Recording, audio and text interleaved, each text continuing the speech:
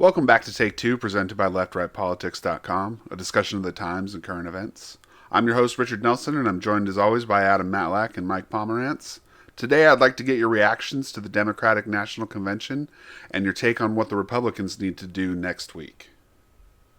I get to go first here. It's my convention, not my convention, but it had all the people I liked, and it also had Bill Clinton. It's good to be back. It's good to be talking about this stuff. Things are going crazy. It's heating up. Summer's getting hot here at the end. I loved the convention. I was thrilled at how well it worked, and I mean, one of the most interesting things for me, one of the most things I'm most curious about is what are the Republicans going to do? And I imagine a lot of it is going to get copied. I wish it was starting tonight. I really want to sink my teeth into not just what the gun couple is going to say when they get their 5 minutes, but how they put the show on, because there are big differences. I mean, there was no audience anywhere until the end of Biden's speech last night in the parking lot. And I thought with the fireworks and the people like blinking their flashers, now, of course, I was all hopped up on the speech. I love the speech, but I felt like this is kind of cool. But all throughout, they had the hostess. It was like an awards show. They had the one-liners. They had Sarah Cooper, who does the TikTok lip sync. They had music, some of which I liked more than others, but I thought the whole thing had kind of an awards show sheen to it. Like that was the template, and I thought it worked really well. It's only at this convention can you just pull out the big emotional music and the heartstrings. Like it's so cheesy, it's so hokey, but both parties get to do this for this convention, for each of their conventions. And they still got those successful emotional moments. And, they dominated the news cycle, which was so important. That's actually a thing that the Republicans I'm kind of freewheeling here, but that's a thing the Republicans may have a problem with, because it's like, I heard Nicole Wallace, who I like very much on MSNBC, she described to this as the Democratic convention as building the airplane while you're in the air. And there was a great mystery and surprise, and is it going to work? And we've never seen anything like this before. Now with the Republicans, it's almost like they've set themselves up as like it has to be at least that good. So that's kind of going to be a tough mandate. Plus, there's some significant changes. The stuff in the Rose Garden, as I understand it, will have some number of people because they like to have that back and forth with the crowd. As a guy who's played some music, I totally get that. But when you show the crowd for one of these limited crowd engagements, I feel like people are going to think, God, that's not a very big crowd. But I don't know. I am super pleased with where my party got the job done. And I'm so curious and excited, and not just excited from a, car wreck standpoint, but I mean, there's a little bit of that, this sort of schadenfreude in advance. But I'm excited to see what can they do. Can they elevate it? Can they take what they learned from this week and do something even more extraordinary? So we'll see. I always come into these things with an open mind. I have optimism that it will be good news, good entertaining stories, and it's not just going to make everybody feel bad or angry. And this is, until the debates, this is like our big chance to kind of see what we have on this side of the choice and what we have on that side of the choice. So with that, Adam, let me give your reactions. It's interesting because I think that the convention was done well. It was executed pretty well. I'm not surprised. I don't know who they brought in technically to kind of direct the whole thing, but you would think that the Democrats have a good handle on filmmakers and digital broadcasting and all this stuff. Like, I would imagine that they probably outclass any of the normal Republican kind of controllers in that space. So I don't expect the Republican convention to be anything. I don't expect it to be better from a broadcast standpoint. I do expect it to be kind of more Trump this where it's like, American nationalism. And like, it's something that, back in 2016, we were watching one of the conventions and we were talking about how many chants of USA will you hear from the crowd? And you could play a game. You could almost play a drinking game based off of how many USA chants you hear. And the question was, how many USA chants will you hear at the Democratic convention? It's just not nearly the same. It's not the same group of people. It's not this nationalism like we're going to fight everybody, and this is how it is. And Trump has made it way worse in many ways.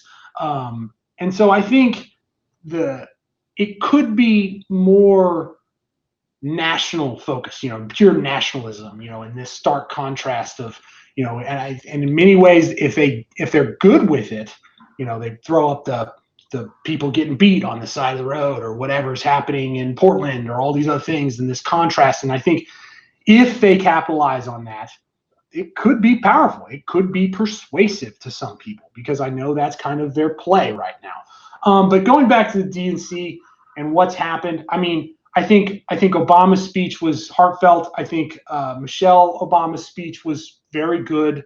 I think Harris's speech needed a crowd and didn't have one. It was kind of written as if it had a crowd, and there was some weird transition points there. But I don't know who her speechwriter is, but I hope she gets a better one.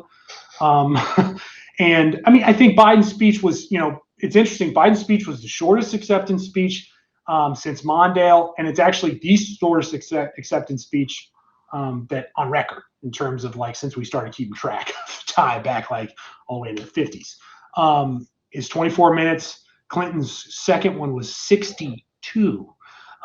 So the guy isn't. I think we talked about last night. He met the standard he exceeded the standard that some people were. This guy's been hidden in the basement or whatever for months. He hasn't really done any hard hit interviews. He hasn't really done much other than kind of tread, and he delivered. Is now the party's kind of nominee, and I think he was a large portion of the decision to go centric and to have this centric message and to kind of be hopeful, kind of almost similar to his original "I'm running for president" speech that they posted online. It was like, oh, we need decency in the White House. Back to that. Back to the hammer of I'm going to be good. And I'm down with Obama. He mentioned Obama. He mentioned Obamacare a lot for 24 minutes. And it's interesting. I don't know where they go from here. I don't know if they try to go further left or if they try to teeter. It seems like that's what they're going to do and kind of say, look, we're not Trump. If you hate Trump as much as we do, look at how bad Trump is. We are so nice and love conquers all. And COVID will fix it, even though there's no miracle.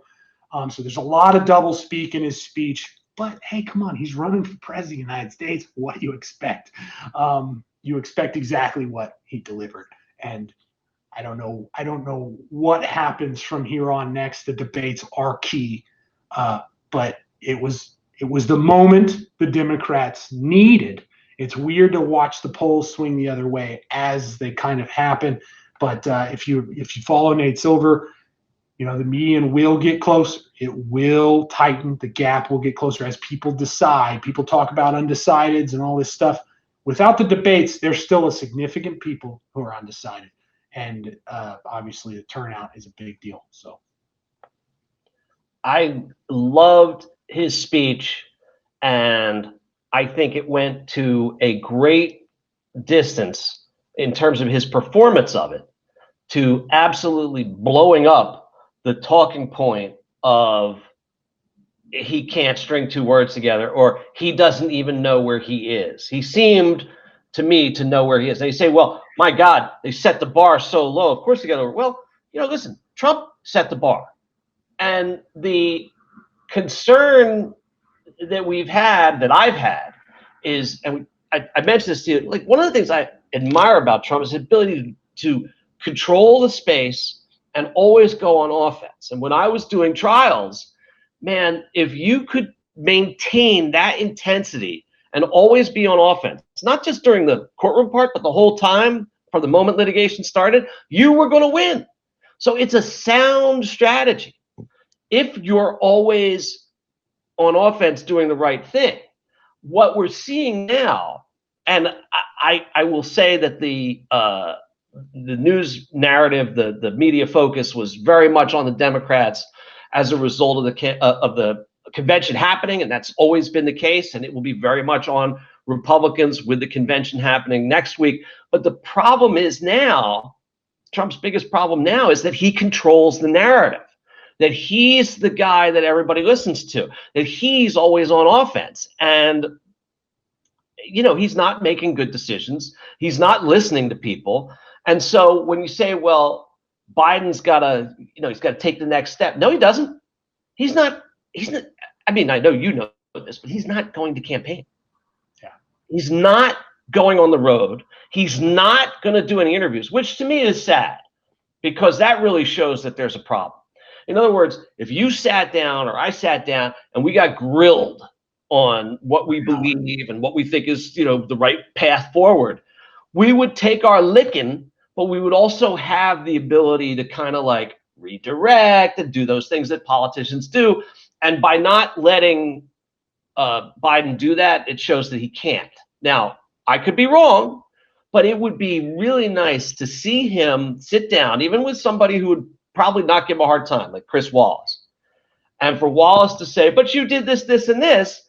And for Biden to be able to say, I know what you're talking about. I understand. Here's why I did it. Or here's how I've evolved and it's different now. I would love to see him like take ownership of the whole Clarence Thomas, Anita Hill thing. And he's not going to do that. Yeah. He's not going to do it. Not because he shouldn't or not because he doesn't want to. My only conclusion is that he can't. And that is a bit concerning. But Trump's problem is 10 times bigger. His problem is that he can and he will. And he's going to keep going out there and he's going to keep hurting himself. And so for Biden, he's going to just go back to the basement. And he's going to, look, I don't know what happens. Not paying attention to any polls, not giving, but he could very well win. Nobody would be surprised if Biden won. And he will, if he does win, he will be the first person to win without campaigning. And there's never seen anything like it, but that could be what happens. He can absolutely win. It's toss up right now. If he performed marginally well at the debates and Trump doesn't force him into bad light, especially with Trump's base, i.e., force him into abortion talk, force him into some of his history and how look, you were vice president for 8 years, the groping stuff. But I think it's Trump. Trump's got his own history in the groping sector, so I don't think he's going to attack there. Moreover, though, I think the narrative based off of what we saw last night from Trump, which was you've been in politics for 47 years and now you're magically going to fix it all. And that's a pretty strong narrative. Like, regardless of what everyone wants to say, as you said earlier in one of our discussions, you were like, it's weird he's running as an outsider who's been president for 3.5 years. And that is incredibly unique. The only difference is that he is running against somebody who's been in politics in Washington for 45. And that's a really big deal. And the idea, if I'm Trump, I'm bringing up Ferguson. I'm bringing up 2014. I'm bringing up 2012. I'm bringing up the fact that you had all this time in power to try to fix some of this stuff that you're claiming is so important that we fix now. And you didn't do anything. And then I'm going back to 93. I'm going to the crime bill, and I'm pointing out the fact that you and Kamala are the people who are putting all these people in jail. And so the interesting thing about all that is, as well as that would all play, Trump's not smart enough or capable enough to deliver that message to the American people in a coherent and argumentative way that would be convincing. And so, as weak as Biden is in all these areas, I think Trump isn't good enough to be able to capitalize on all this weakness. And so you're right. I think he hides. I think he goes alone. He sits there and he's just whatever it is. And it really does come down to almost 5 or 6 or 10 minutes. And I wonder how long the debates are going to be. That's my big question. How long the debate? How many breaks are there going to be? Is it going to be an hour and a half? Is it going to be 2? Water. Yeah. The water. I mean, like, those are the questions that probably those matter more now than they ever have. Though, I mean, there's only going to be 3 debates supposedly, and are there going to be live fact checkers trying to get Trump on every lie? I can imagine that being a new thing that they have where there's the media has a lot of control here, but turnout is everything. And the only thing that I have to say about all this is that his strategy is solid if he can generate enough people to vote for somebody who doesn't want, because they don't want the other guy. And the doubt that I have is that, and this has been something that I've always believed, and maybe it's something that's a blind spot for me. Maybe I'm wrong, but my belief has consistently been that hatred of an opponent does not spur someone to want to vote for the other guy. It just means you hate the other guy. Normally, I mean, we saw a huge turnout for Obama because he was so well liked. People like Obama, and they turned out for him, and those same people did not turn out for Hillary.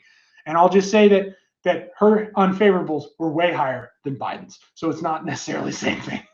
But here we go. It's going to be fun. All right. That's all the time we have. Thank you both for your thoughts today. If you enjoyed our discussion, be sure to like and subscribe below. And we'd love to hear from you in the comments section. Thank you, and we hope you join us again for the next edition of Take Two, presented by LeftRightPolitics.com.